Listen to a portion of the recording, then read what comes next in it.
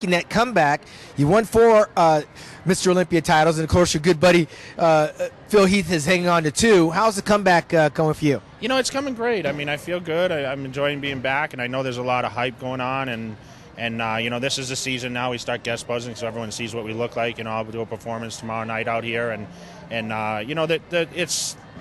I feel great. You know, the fans have been great, supportive. Of course, Muscular Development's been behind me, and of course, you know, I'm working with BPI, and I just launched out the Cutler Elite Series, which is going to roll out here, and I travel to FIBO, Australia, and Brazil this month. So it's going to be a huge launch, and of course, I'm excited about that. Well, in hindsight, tell me, you know, what is it about being Mr. Olympia that you missed while you were sitting on the sidelines, watching your good buddy do the business, and now reevaluating what you have to do?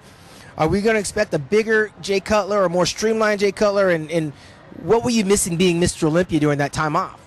I don't know if I really missed it because, you know, once you win the Mr. Olympia, you're respected as Mr. Olympia. Yes, you see Phil doing things as Mr. Olympia, but it's kind of, you know, when I was second to him, obviously in 2011, you know, they kind of bring 1 and 2 together. Right. So we did a lot of joint things together. You know, obviously sitting out, you know, this past 2012, there's not really as much opportunities, but like we're guest buddies together in a few weeks. But I think the most thing I miss is just a competitive nature. I mean, you know, getting on stage, it was very competitive every year, and you see the hype about new guys coming up, and I want to be able to stand with certain guys.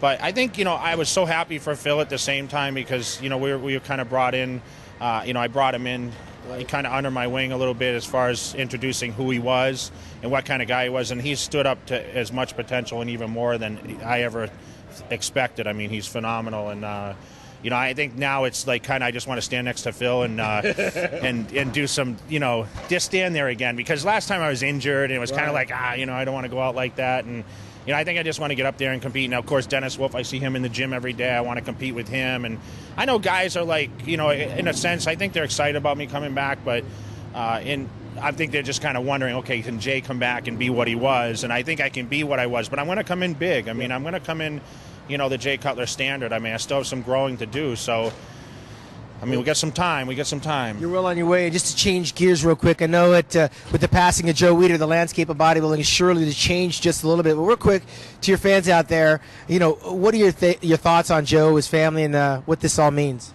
You know, it's Joe Weider. Like I said, I interviewed once about this. Without Joe Weider, I wouldn't have done this. He moved me to California when I was, you know, 25 years old, and he gave me the opportunities. To be publicized as much as I was, and featured me on Muscle and Fitness cover when I was 21, and I think at a young age you really have a lot of respect because of course you see Joe Weider in the magazines and all the great athletes that he sponsored, but you know, he paved the way for all of us, and I think everything that we have, I mean, sitting here at an NPC contest, if it wasn't for Joe Weider, these things wouldn't even be functionable. So he's going to be greatly missed. I mean, he was older. You know, he was pushing time, and we've seen him kind of disappear off the scene a little bit.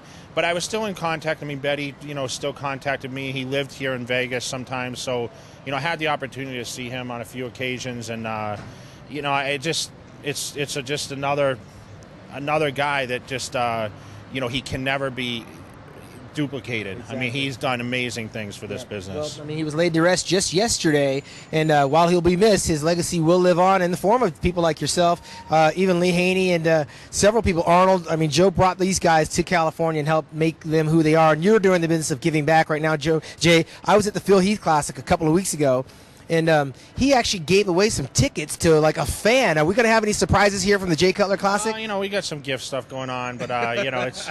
I know he was tied in there with Lee, and I know that was a big thing for them. You know, next year we're hoping that this show is a national qualifier. Yep. So obviously that's going to be huge. I mean, we're hoping. I mean, the goal is eventually to break, you know, 500 competitors, which I think is very possible. Right.